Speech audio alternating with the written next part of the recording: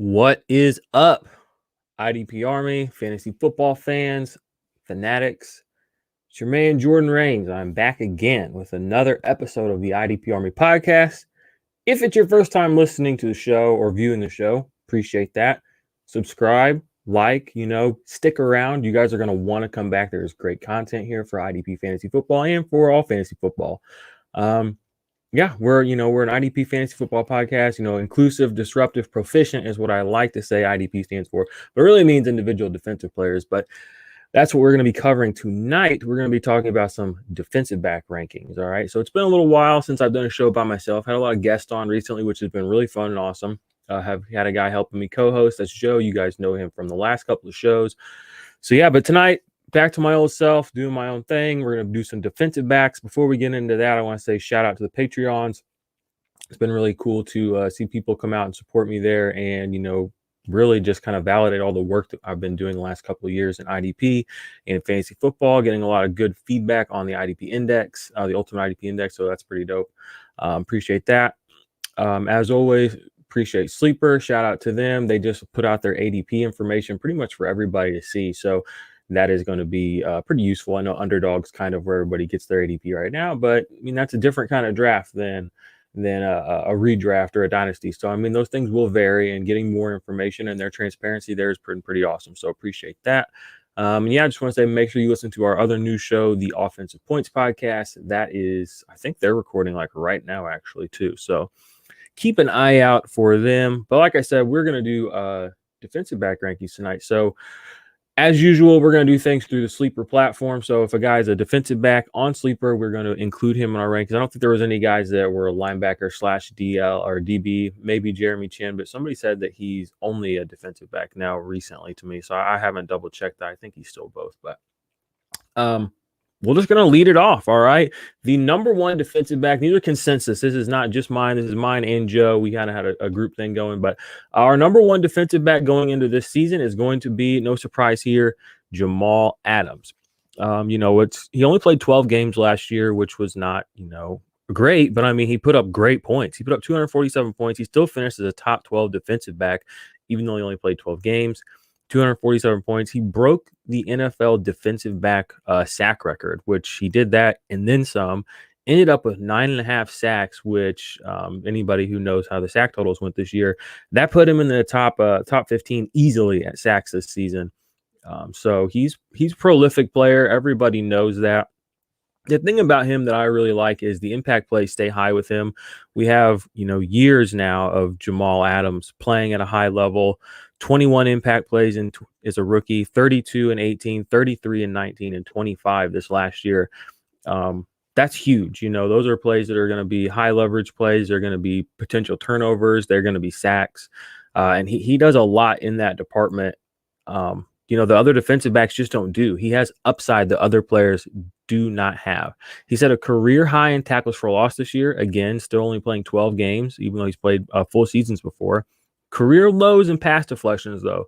But, like I said, he was used to blitz a lot and create a manufactured pass rush for the Seahawks, where he got traded last summer. That was actually a really big story of last summer.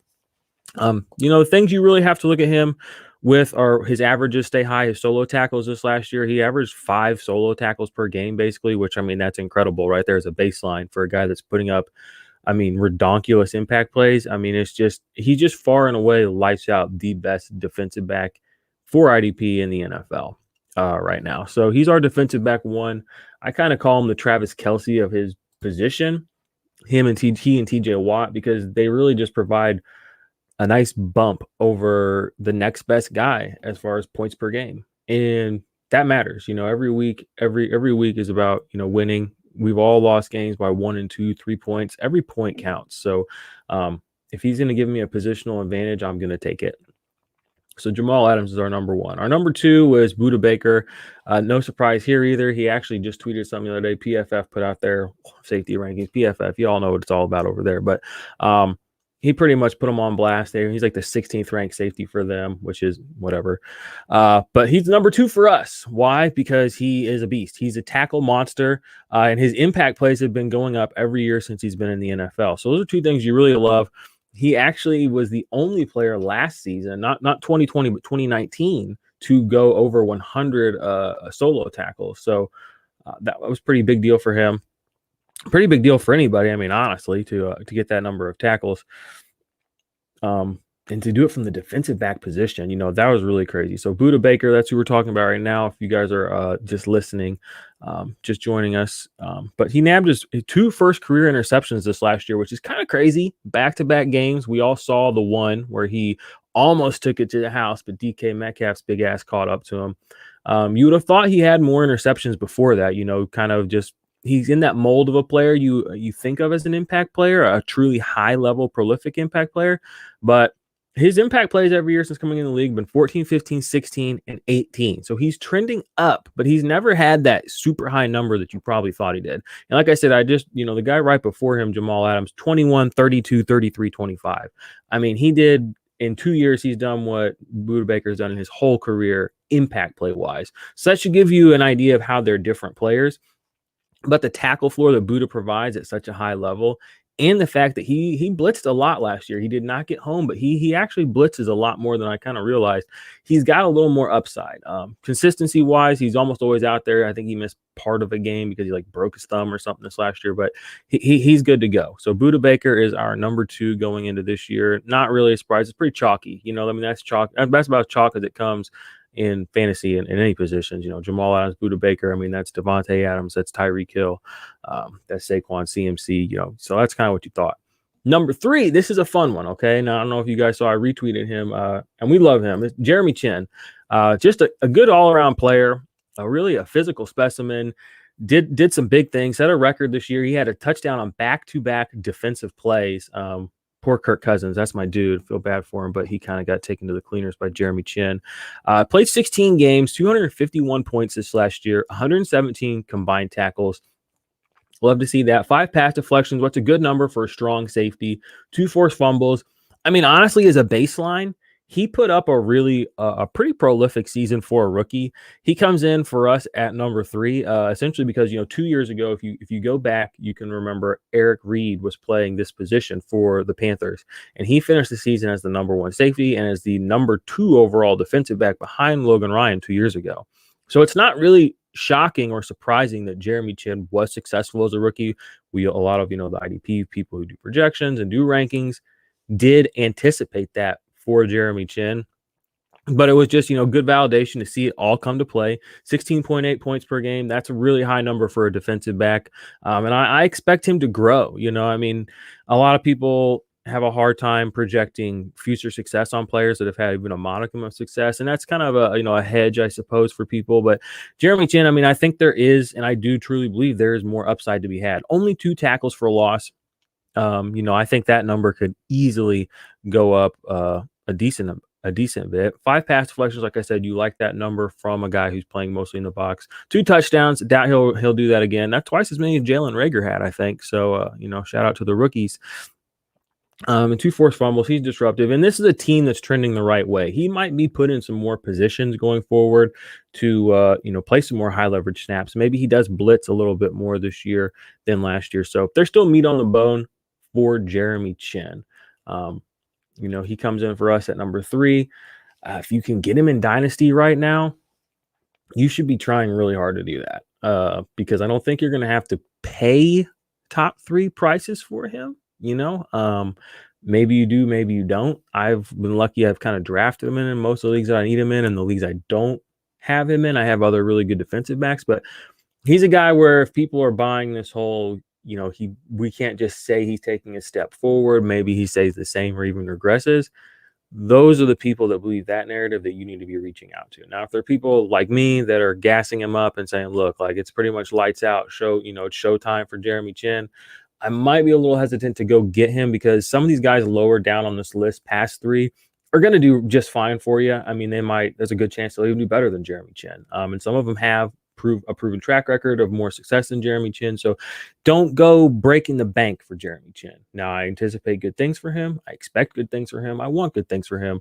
But I'm just letting you know that it's, he's not a player where he's not TJ Watt. Okay. Close, but he's not TJ Watt. So don't go, don't go mortgaging your house to go get him. Okay.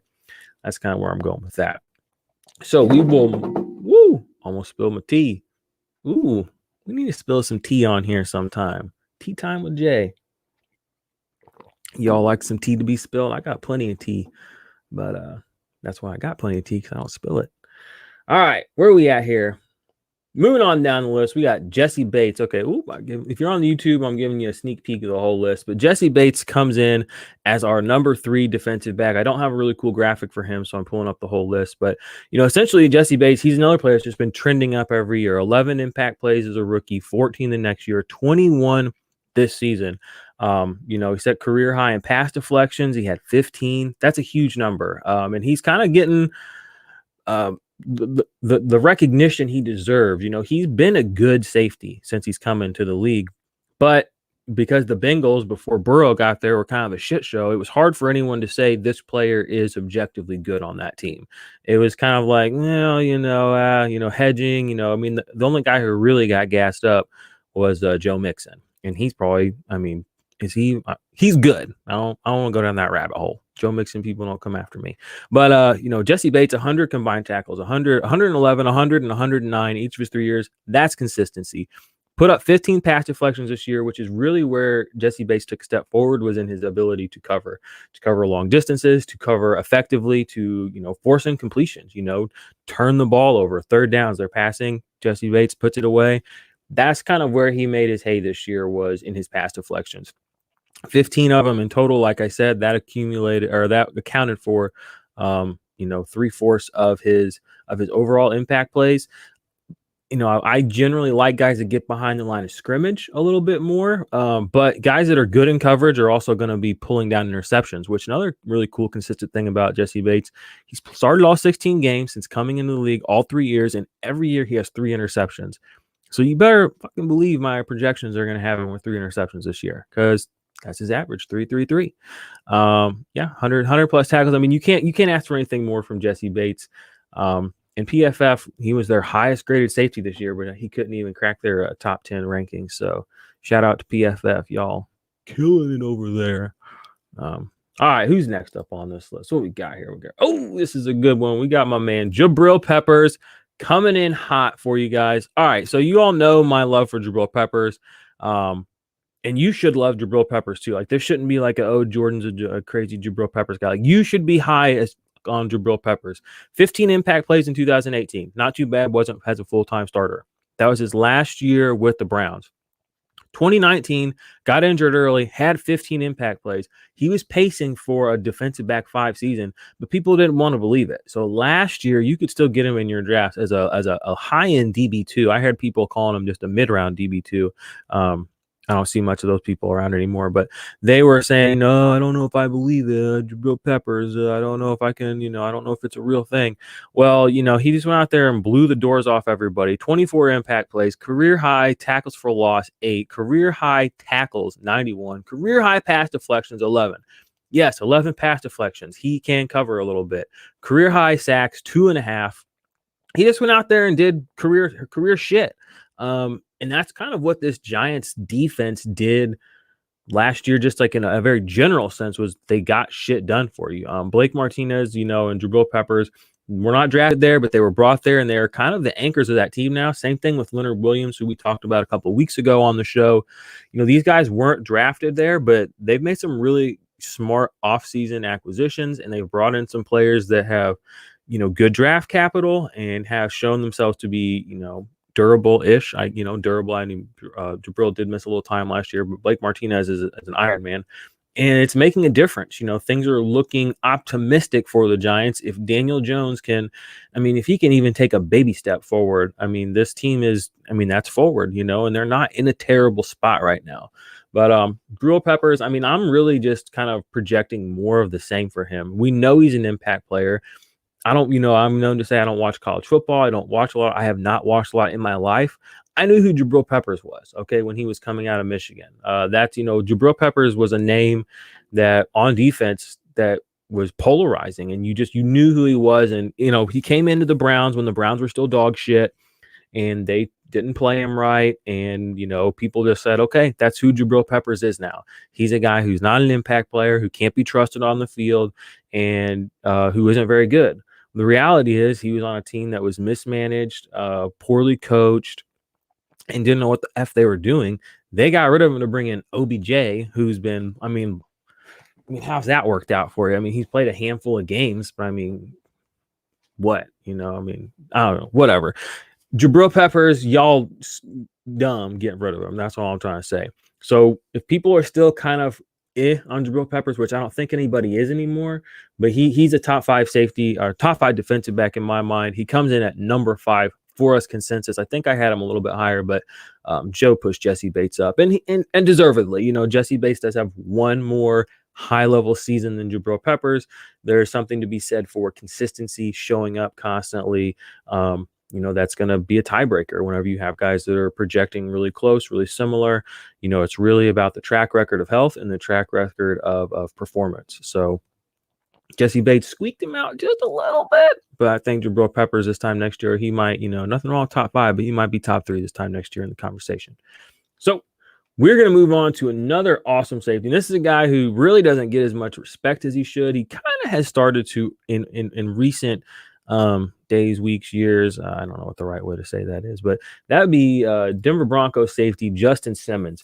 96 tackles this last year. You don't really think of Justin Simmons as being like a monster tackler, but if you go look at the last 3 years, hasn't hit 100, but he's gone over 90 each of the last 3 seasons. You love to see that. The pass deflections are always pretty high. He had 15 2 seasons ago, only 9 this year, but 5 interceptions. So can't be mad at that at all. 15.6 points per game. That's a solid number. I mean, like I said earlier with Chin, I mean, that's only about 1 point less per game than Chin. 77 of his last season, it's really interesting. He finished as the defensive back 7. This last year, 2 years ago, he finished as defensive back 7. I've got him in my rankings right now as defensive back 6. So I'm not saying he's going to take a step forward, but again, there's something to be said about consistency, which I just brought up with Bates and Peppers. So one of the things I think is also trending positively for Justin Simmons is just that this team is going to be a little better.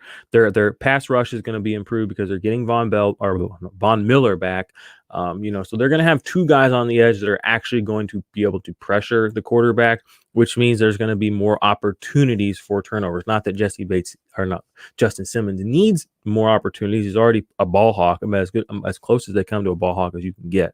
16 interceptions through 5 years. I mean, that's basically averaging 5 a year. All right, that's 6 years. No, 16 through 5 years. That's like 3 a year. That's good. I mean, that's what Jesse Bates was doing. I would just mention him earlier. I did like to see the tackles for loss. He had a few of those this year. He's more of a free safety, but he does play in the box a little bit. I mean, honestly, he's just one of the best all-around defenders in the NFL. People say that you kind of hear safety slander, but you really, these difference-making safeties are difference-making pieces for defenses and for NFL teams. And Justin Simmons is a difference maker, 100%.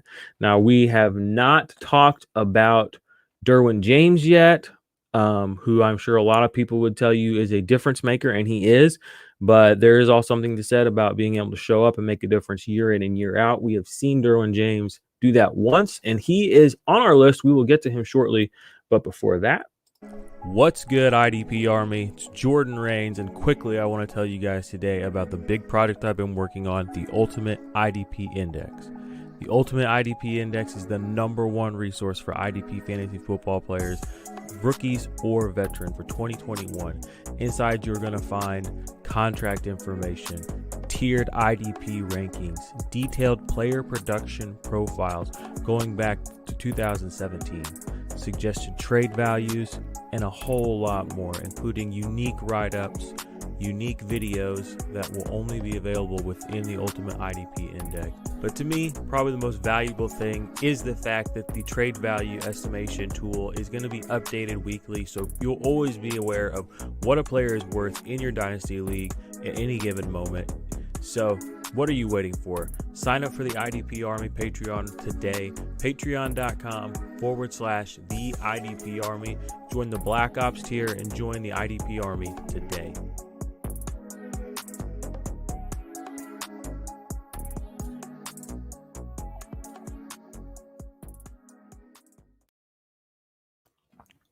We are back Again, thank you to the Patreons, guys. I've got some really cool stuff that I'm going to have in the index in season. I mean, I don't want to be like a drag, but I mean, it's going to kind of eliminate some of the need to go read all these articles about. It's just going to make things a lot easier for you. It's going to be very streamlined. It's not going to be a lot of, it's digestible. And in season, this is going to be something you're going to want. Okay. Right now, it's got a practical purpose. In season, I've got tweaks, updates coming for it. This is going to be a machete hacking through the weeds. This is going to be a Swiss Army knife in your pocket. If you play IDP, if you don't have this and your league mates do, you're toast. So just putting that out there. All right, so next on our list is another player from the Bengals, which, it's interesting. I actually want to comment quickly. It's interesting how much run the Bengals are getting right now, just in the overall fantasy conversation. They're in every conversation. Everybody's talking about Burrow, Mixon, Jamar Chase, Higgins. These guys get talked up a lot, and they're not even like the ones who've been the most productive. That's Tyler Boyd. These guys get talked up so much. I think there's something to be said about that, because a lot of them are young. And, this whole college football nebulous into fantasy thing has really made that team a team that a lot of those people have investment in. So I feel like they've come up and kind of been talked about a lot more. It's interesting now because the defensive side, we've been talking about their two starting safeties the past 3 years. Sean Williams and Jesse Bates have been holding it down. Now it's Von Bell and Jesse Bates. But anyway, I was going to say, it's interesting. Here we are again talking about the Bengals. Von Bell coming in at number 7 for us. Was down in year on impact plays for him compared to 2019 when he was with the Saints. He had 20 that year, only 13 this last year. But the thing you love about Von Bell is that he did come through with the tackles for you. 114, which was a career high by a lot. That's about 20 more tackles than he put up in any other season. 5 pass deflections, that tied a career high.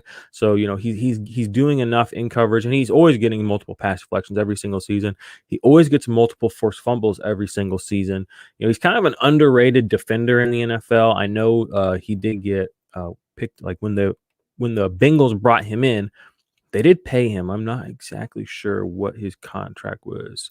3 years, $18 million. Not super duper dope money, but again, the safety market is kind of depressed. I'm interested to see what happens when, we have guys coming off their rookie contracts right now. We've got Jamal Adams, we got Derwin James coming up, Minkah Fitzpatrick's coming up. The safety market, what it is right now is, it's going to be crazy. See what happens next year. Let's just put it that way.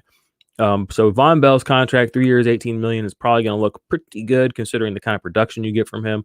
Multiple turnover-worthy plays out here, a lot of tackles, and he really doesn't miss games. So that's something you love about him. He comes in at 7 for us.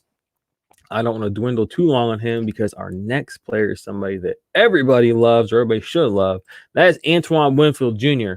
This dude is a ball player. He is fun to watch. He plays with some hustle. He gets blitzed because Todd Bowles out here blitzing him. 14 impact plays as a rookie. A little bit of a ball hawk, you wouldn't necessarily think he was a massive ball hawk, but 6 pass deflections for a rookie's not bad. He did have 1 interception as well. Like I said earlier, 14 impact plays. He came up with 94 combined tackles.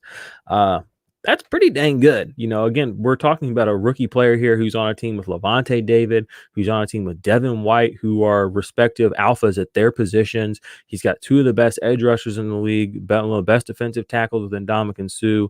16-game starter as a rookie too. So anybody that's out there like, yeah, I've seen, kind of like with Chin, I've seen some people trying to throw cold water on Antoine Winfield Jr., and I just don't see it. He's on a team that's, the team is built to beat people on offense and on defense. And there's enough for everyone. There's 4 quarters of every game. And if you're out there playing 1,000 snaps and Todd Bowles is your coach and Tom Brady is your quarterback, you get to eat. And Antoine Winfield didn't even eat as much as he probably should have with 14 impact plays. I think that's going to go up this next year. Only 1 tackle for loss, but he had 3 sacks. So he spends time behind the line of scrimmage. It's kind of crazy that he only came up with 1 tackle for loss in that amount of time. I love him. He's kind of high in our rankings. I think some people will tell you that. He's coming in at 8 for us. But I'm bullish, I mean, I'm just being honest. 94 tackles as a rookie.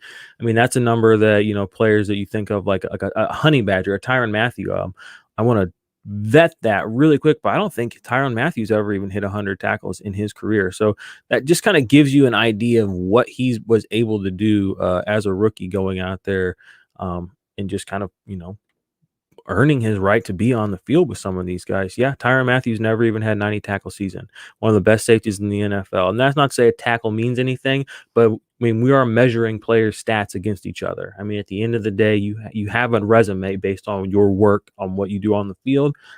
And for a rookie like Antoine Winfield to go out there, put up numbers like this, I don't just want to say, it's just stonk straight to the moon and he's only going to go up.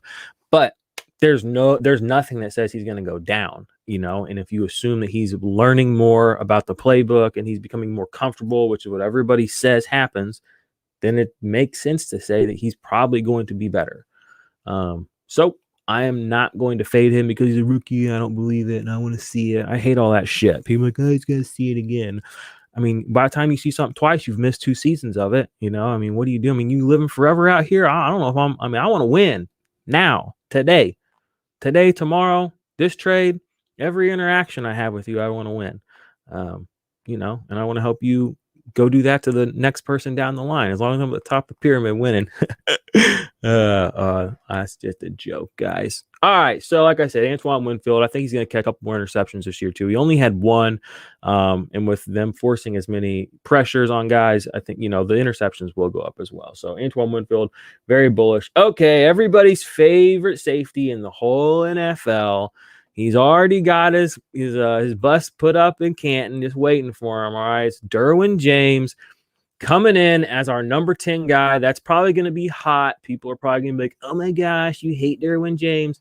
I haven't seen Derwin James do anything special in 3 years. 2018 was his rookie season, guys. We've seen almost an entire presidency. We've seen a pandemic. We've said the world's changed a lot. Okay. The Chargers went to the playoffs that year with Phil Rivers and Melvin Gordon. Okay. The world's different now. All right. He had 5 games in 2019, which people, when they talk about Derwin James, they always look way back. It's always back to the rookie season. Like, man, he was so good. But I'm like, you forgetting he played 5 games, played a third of a season in 2019. He didn't do anything special. Nothing. Not a special moment. Nothing.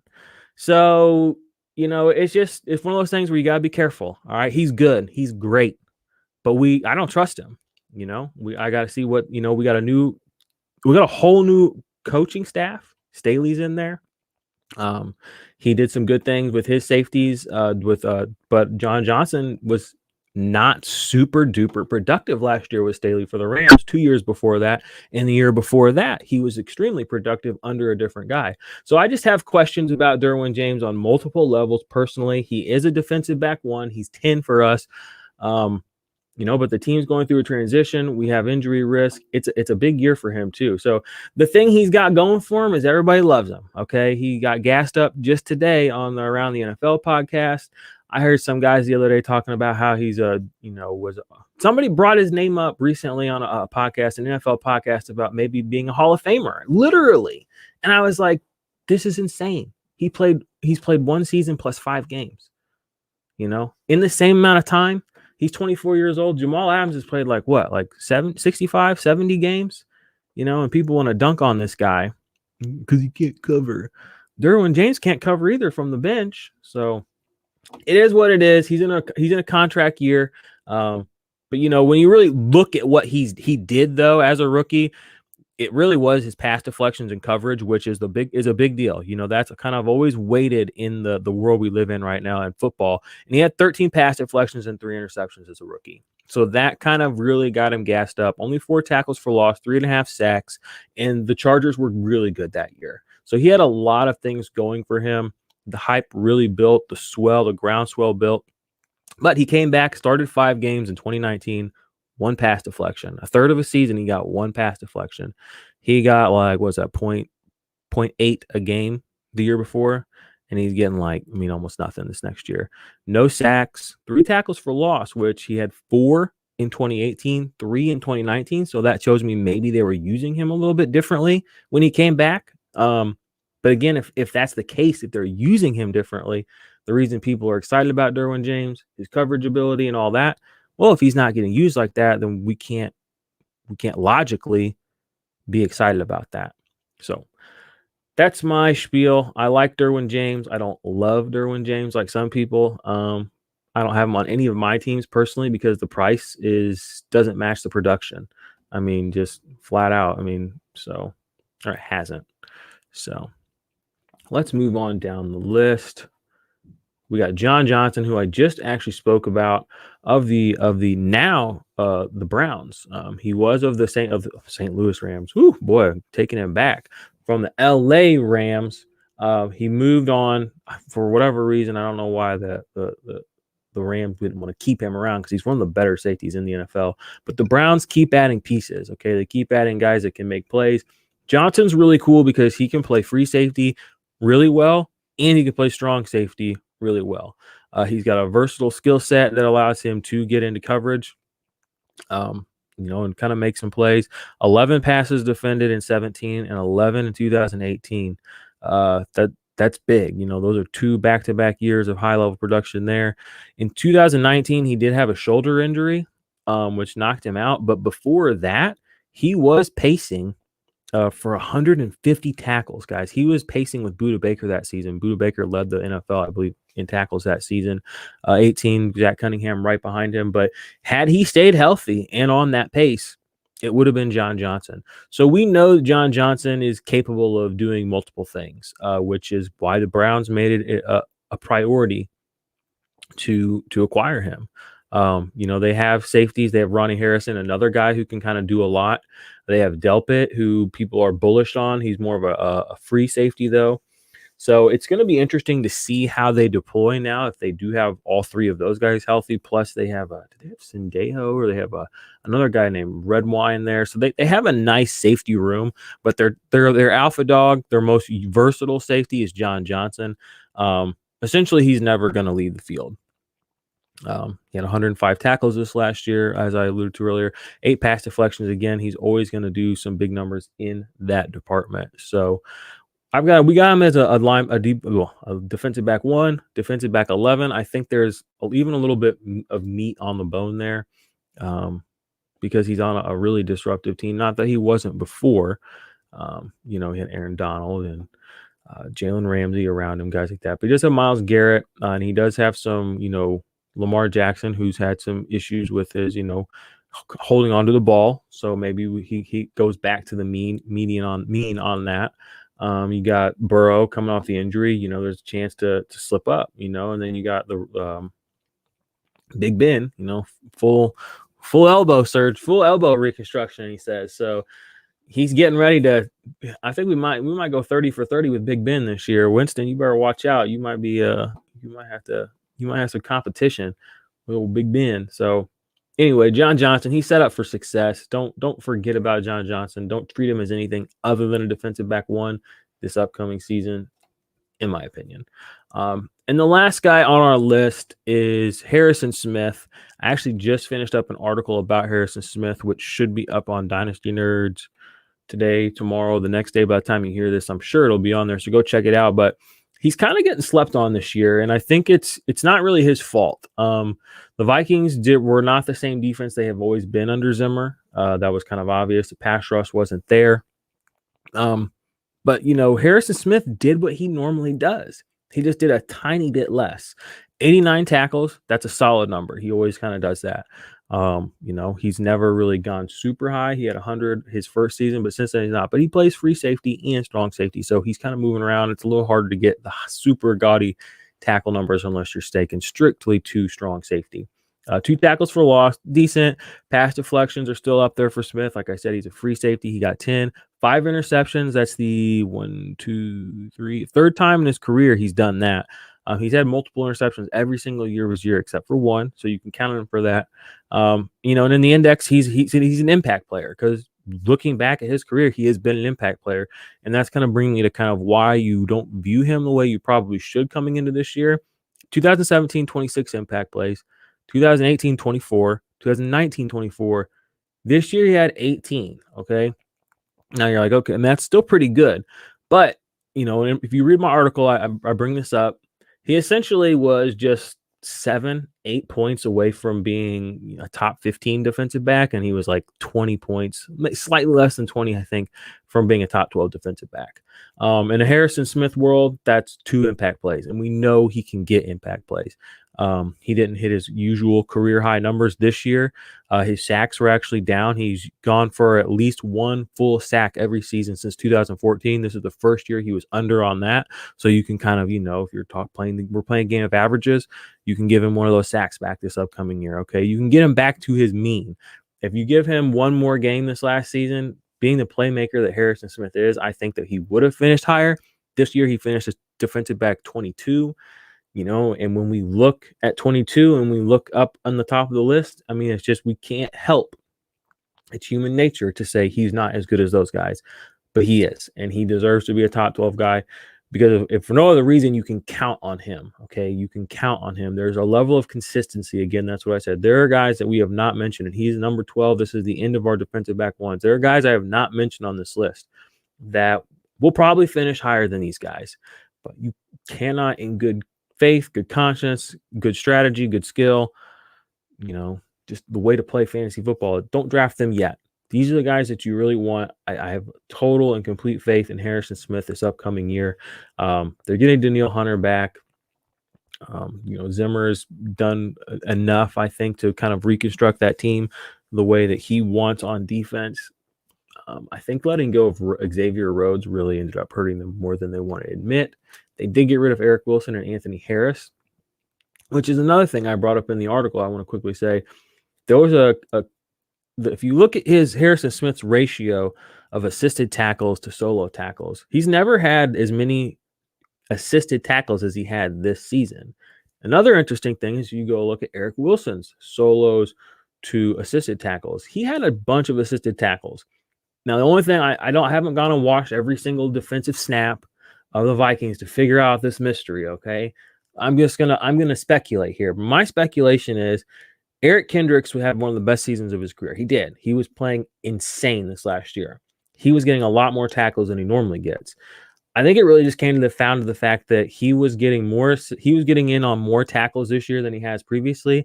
And that kind of ran up the assisted tackle numbers on Eric Wilson and on Harrison Smith. If you convert 4 or 5 of Harrison Smith's assists into solos, he's a DB1 this last year. So there's a lot of context here. I'm just letting you guys know Harrison Smith, don't sleep on him. If he's sitting on your waiver wire because somebody's like, he's old and he didn't do anything last year. Well, that's bullshit. Okay, go pick him up. Figure it out. He's good. You want him on your team. Age is so much less important, in my opinion. I don't have any charts or graphs to show you this. I mean, I'm just watching football for defenders because they're playing on instinct. They're playing reactive football. And when you've played 10 years in the NFL at a high level as one of the best safeties in the league, Harrison Smith, you don't just go out with a whimper on a mediocre season, with this defense being one of the worst it's ever been. You are a leader of men. You are a playmaker. And trust me when I say that I have full faith in him. Wow, this turned into like a 5-minute infomercial on why you should draft Harrison Smith, why he's really great. Maybe I need to get a jersey. I don't know. So, all right, IDP Army. That's our top 12 defensive backs. I'll read them off to you one more time for everyone who's on the podcast. We got Jamal Adams at number 1, Budda Baker 2, Jeremy Chinn 3, Jesse Bates 4, Jabrill Peppers 5, Justin Simmons 6, Von Bell 7, Antoine Winfield Jr. 8, Derwin James 9. Oh, I missed somebody. I missed Jordan Poyer at 10. All right, guys. I guess somehow I just went straight to John Johnson. At 10, I do have Jordan Poyer here. That's my bad. He was, I believe he finished as the number 2 safety this last year. 16 games played. The reason, and I might get a little bit of hate for him and Derwin James. The reason Jordan Poyer is this low and not higher it's really simple. Every year he's been in Buffalo, his tackles have gone up. That's great. Love that. Amazing. Because he was never really a big tackle guy. He was more of an impact playing free safety.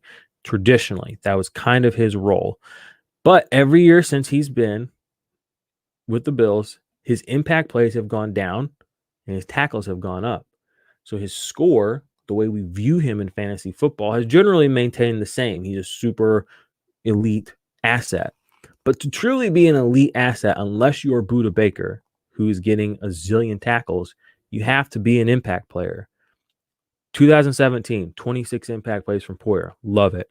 2018, 23 impact plays from Poyer. Love it. 2019, 16 impact plays from Poyer. I'll take it. 2020, this is his best year in IDP.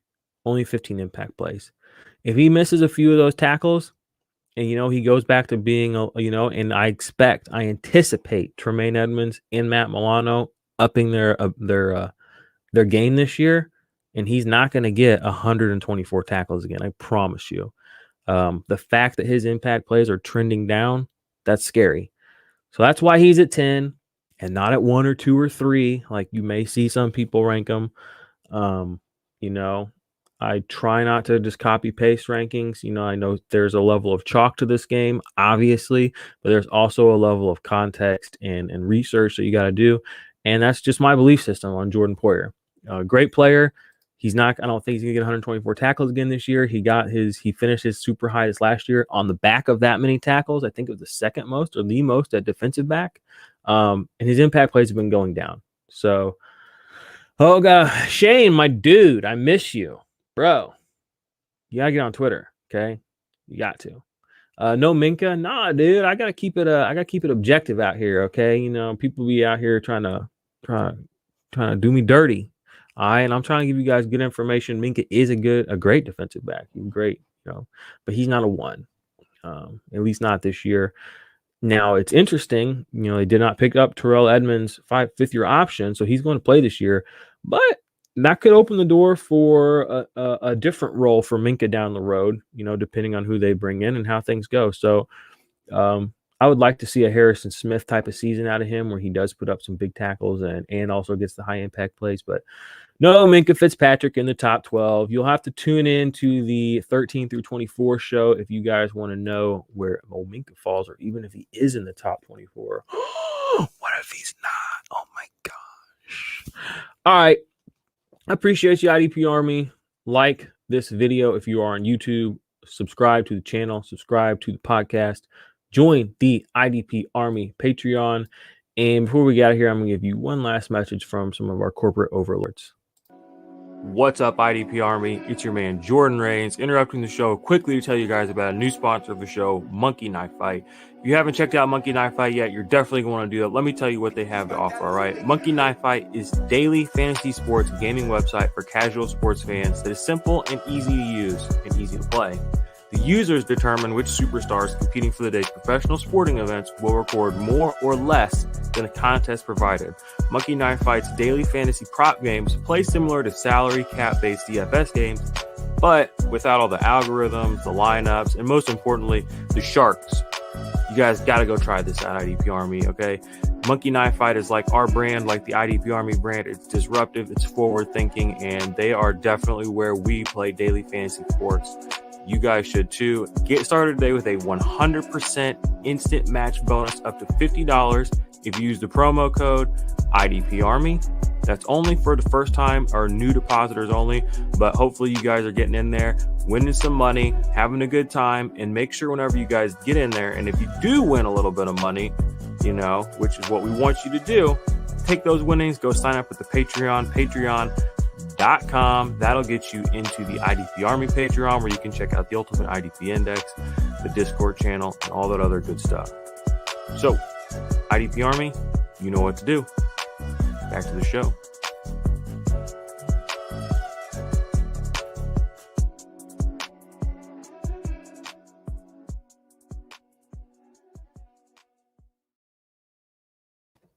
All right. That's pretty much everything. 2 final notes. 1, next week, not the next show, but should be like 2 or 3 shows down the road. I have Charles Chill, Scott Connor, coming on from the Dynasty and Chill podcast. That is going to be dope. We have a history go back. He was on the second podcast I ever did, I think I did with him.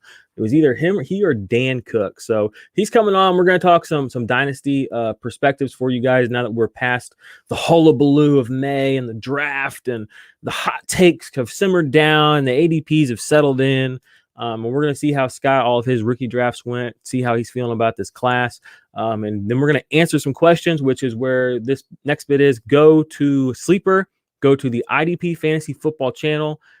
On Sleeper, there is a pinned thread. Put your questions in there. We are going to answer questions directly from there. If your question is in there, it will get answered on that show. We will answer other questions as well, but that's the number one spot to do it. And we have a new Facebook group.